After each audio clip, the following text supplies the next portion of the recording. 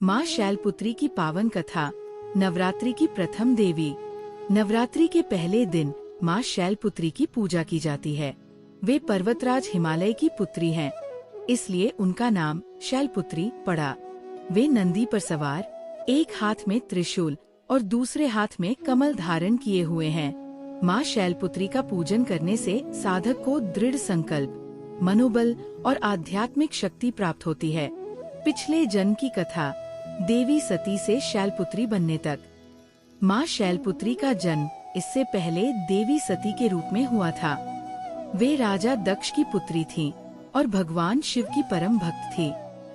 उन्होंने कठिन तपस्या करके भगवान शिव को पति रूप में प्राप्त किया।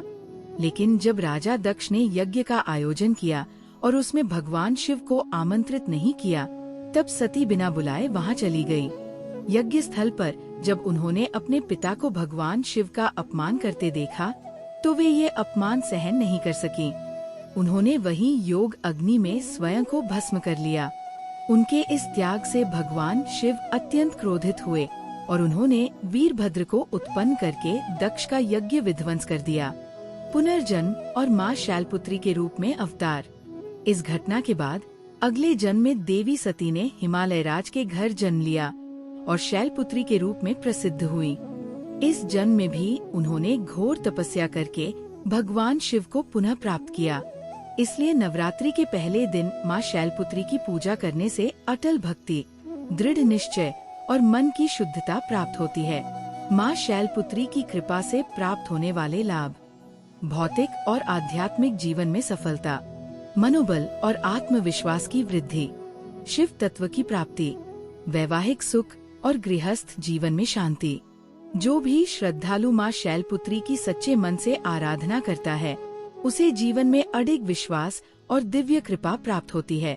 नवरात्रि के इस पावन पर्व पर माँ शैलपुत्री की आराधना से सबका जीवन मंगलमय हो। जय माँ शैलपुत्री। माँ शैलपुत्री की अद्भुत कथा। कैसे बनी देवी सती से माँ शैलपुत्री? नवरात्रि के पहले दिन माँ शैलपुत्री की पूजा की जाती है। वे पर्वतराज हिमालय की पुत्री हैं और नंदी पर सवार रहती है। उनके एक हाथ में त्रिशूल और दूसरे में कमल होता है। उनकी कथा अतीव प्रेरणादायक और भक्तों के लिए श्रद्धा का स्रोत है। पूर्व जन्म की कथा। देवी सती का त्याग। पिछले जन्म में माँ शैलपुत्री राजा दक्ष की पुत्री सती के रूप में जन्मी थी। वे बचपन से ही भगवान शिव की परम भक्त थी और उन्हें अपने पति के रूप में प्राप्त करना चाहती थी। उनकी भक्ति इतनी गहरी थी कि उन्होंने कठोर तपस्या कर भगवान शिव को प्रसन्न किया और उनसे विवाह किया। लेकिन एक बार राजा दक्ष ने एक भव्य यज्ञ का आयोजन किया और जानबूझकर भगवान शिव को आमंत्रित नहीं किया। देवी सती को जब ये ज्ञात हुआ, तो वे बिना बुलाए ही अपने पिता के घर पहुंची। वहां उन्होंने देखा कि यज्ञ में सभी देवताओं का आदर किया जा रहा था, लेकिन भगवान शिव का अपमान किया जा रहा था। जब उन्होंने अपने पिता से इसका कारण पूछा, तो राजा दक्ष ने भगवान शिव के प्रति अपमानजनक बातें कही। इससे देवी सती अत्यंत दुखी हुई। वे अपने आराध्य शिव का अपमान सहन नहीं कर सकी और क्रोधित होकर स्वयं को योग अग्नि में भस्म कर लिया। ये देखकर भगवान शिव अत्यंत क्रोधित हुए और उन्होंने अपने गण वीरभद्र को भेजकर दक्ष के यज्ञ का विध्वंस कर दिया। पुनर्जन्म और शैलपुत्री के रूप में अवतार। जब देवी सती ने योग बल से अपने प्राण त्यागे, तब भगवान शिव ने उनका पार्थिव शरीर लेकर तांडव किया। इससे संपूर्ण ब्रह्मांड में हलचल मच गई। तब भगवान विष्णु ने अपने सुदर्शन चक्र से देवी सती के शरीर के टुकड़े कर दिए, जो विभिन्न स्थानों पर गिरे और वे शक्ति पीठों के रूप में प्रसिद्ध हुए। इसके बाद देवी सती ने पुनः जन्म लिया, लेकिन इस बार वे हिमालय राज के घर पुत्री रूप में अवतरित हुई। इस कारण उन्हें शैलपुत्री कहा जाने लगा। इस जन्म में भी उन्होंने कठोर तपस्या की और भगवान शिव को फिर से अपने पति के रूप में प्राप्त किया। हिमालय की पुत्री की अद्भुत कथा। माँ शैलपुत्री।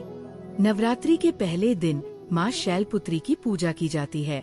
वे पर्वतराज हिमालय की पुत्री हैं और देवी दुर्गा के प्रथम स्वरूप के रूप में पूजी जाती है। उनकी कथा बहुत ही अद्भुत और प्रेरणादायक है। जो त्याग, भक्ति और शक्ति का संदेश देती है। पहले जन्म की कथा, देवी सती का बलिदान।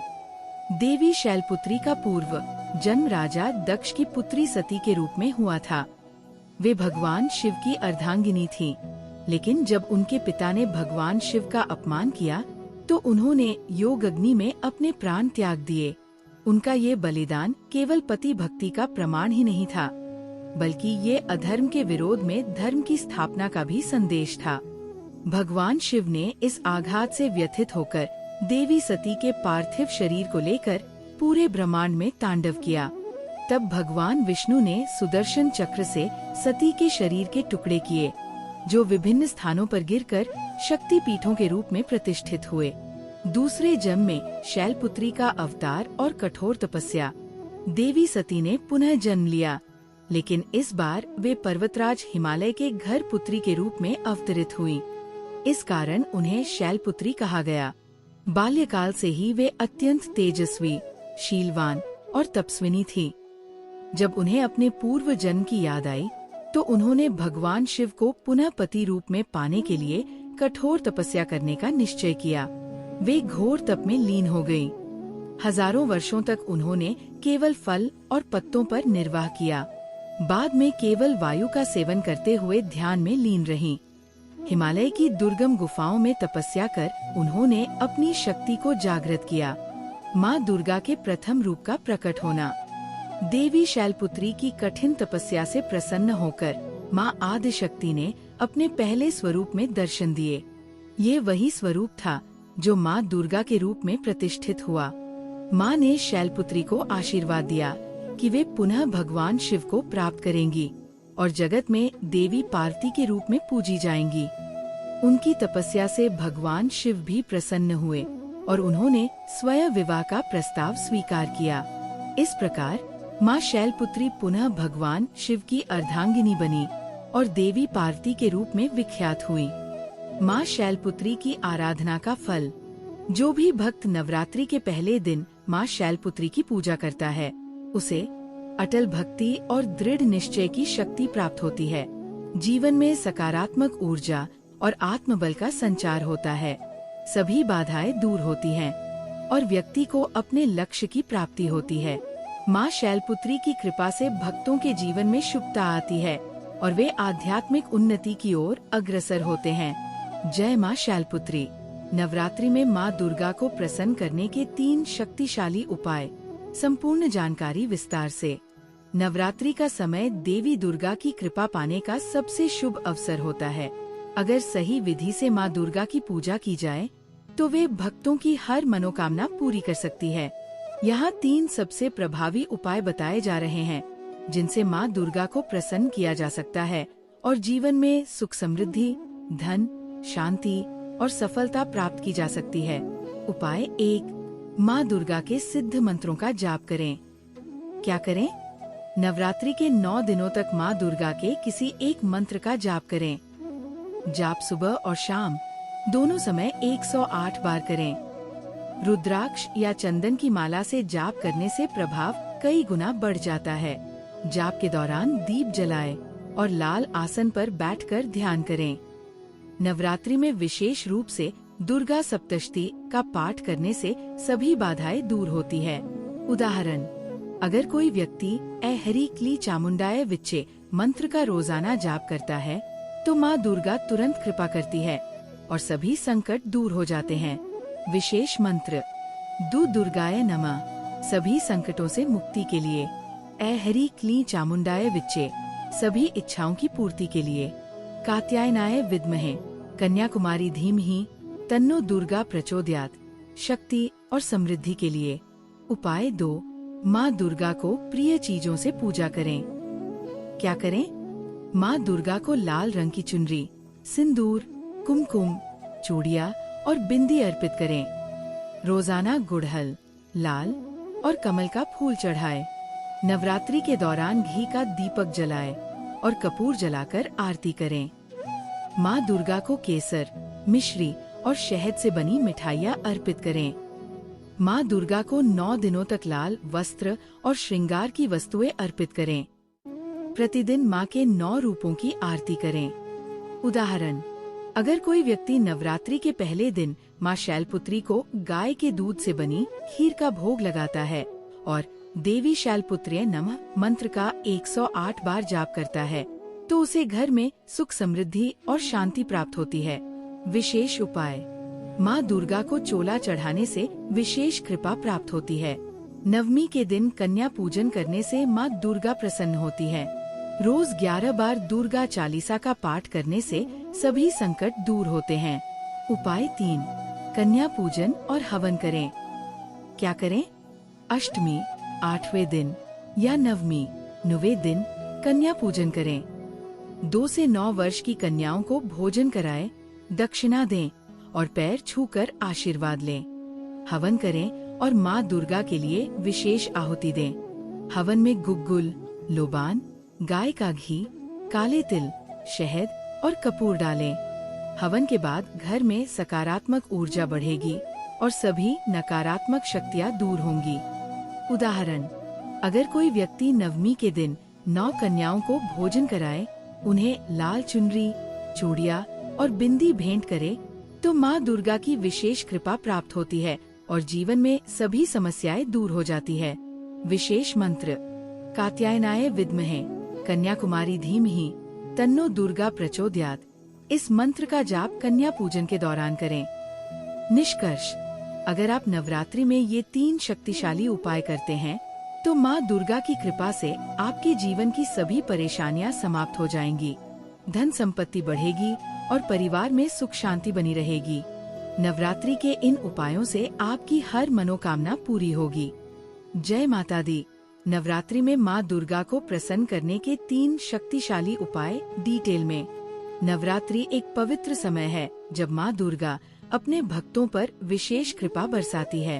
अगर कोई भक्त पूरी श्रद्धा और विधि विधान से माँ दुर्गा की पूजा करता है, तो उसकी सभी मनोकामनाएं पूरी हो सकती है। यहाँ 3 सबसे प्रभावशाली और सिद्ध उपाय दिए गए हैं, जिनका पालन करके आप माँ दुर्गा को प्रसन्न कर सकते हैं और अपने जीवन की सभी बाधाओं को दूर कर सकते हैं। उपाय 1, दुर्गा सप्तशती पाठ और विशेष मंत्र साधना। क्या करें? नवरात्रि के सभी 9 दिनों तक दुर्गा सप्तशती का पाठ करें। सप्तशती का पाठ पूरी श्रद्धा और विधि विधान से करें। अगर पूरे सप्तशती पाठ में कठिनाई हो तो अर्गला स्तोत्र, कीलक स्तोत्र और कवच का पाठ अवश्य करें। प्रतिदिन माँ दुर्गा के समक्ष घी का दीपक जलाएं और लाल फूल अर्पित करें। साथ ही 108 बार माँ दुर्गा का कोई विशेष मंत्र जाप करें। उदाहरण, अगर कोई व्यक्ति नवरात्रि में हर रोज ऐहरी क्ली चामुंडाय विच्चे मंत्र का 108 बार जाप करता है और दुर्गा सप्तशती का पाठ करता है, तो उसके जीवन में धन, ऐश्वर्य और समृद्धि का वास होता है। विशेष मंत्र, दु दुर्गाय नमः। इस मंत्र का 108 बार जाप करें। माँ दुर्गा तुरंत कृपा करेंगी। उपाय 2, माँ दुर्गा को प्रिय चीजों से पूजा करें। क्या करें? माँ दुर्गा को उनकी प्रिय चीजें अर्पित करें ताकि वे प्रसन्न हों। लाल रंग की चुनरी, सिंदूर, चूड़ियाँ, बिंदी और हल्दी कुमकुम चढ़ाए। माँ दुर्गा को गुड़हल का फूल, कमल का फूल और चमेली का फूल अर्पित करें। भोग में हलवा, चने और पूड़ी का प्रसाद चढ़ाए। प्रतिदिन सुबह और शाम माँ के समक्ष धूप, दीप और अगरबत्ती जलाए। माँ के 9 रूपों की आरती करें और रोज एक विशेष देवी की पूजा करें। उदाहरण, अगर कोई व्यक्ति नवरात्रि के पहले दिन माँ शैलपुत्री को गाय के दूध का भोग लगाए और देवी शैलपुत्र्यै नमः का 108 बार जाप करे, तो उसे घर में सुख समृद्धि और शांति प्राप्त होती है। विशेष मंत्र, ऐहरी क्ली चामुंडाय विच्चे। इस मंत्र का जाप नवरात्रि में प्रतिदिन 108 बार करें। उपाय 3, कन्या पूजन और हवन करें। क्या करें? अष्टमी 8वें दिन या नवमी 9वें दिन कन्या पूजन करें। 2 से 9 वर्ष की कन्याओं को भोजन कराएं, दक्षिणा दें और पैर छूकर आशीर्वाद लें। हवन करें और माँ दुर्गा के लिए विशेष आहुति दें। हवन में गुग्गुल, लोबान, गाय का घी, काले तिल, शहद और कपूर डालें। हवन के बाद घर में सकारात्मक ऊर्जा बढ़ेगी और सभी नकारात्मक शक्तियाँ दूर होंगी। उदाहरण, अगर कोई व्यक्ति नवमी के दिन 9 कन्याओं को भोजन कराए, उन्हें लाल चुनरी, चूड़ियाँ और बिंदी भेंट करे, तो माँ दुर्गा की विशेष कृपा प्राप्त होती है और जीवन में सभी समस्याएं दूर हो जाती है। विशेष मंत्र, कात्यायनाय विद्महे कन्याकुमारी धीमहि तन्नो दुर्गा प्रचोदयात्। इस मंत्र का जाप कन्या पूजन के दौरान करें।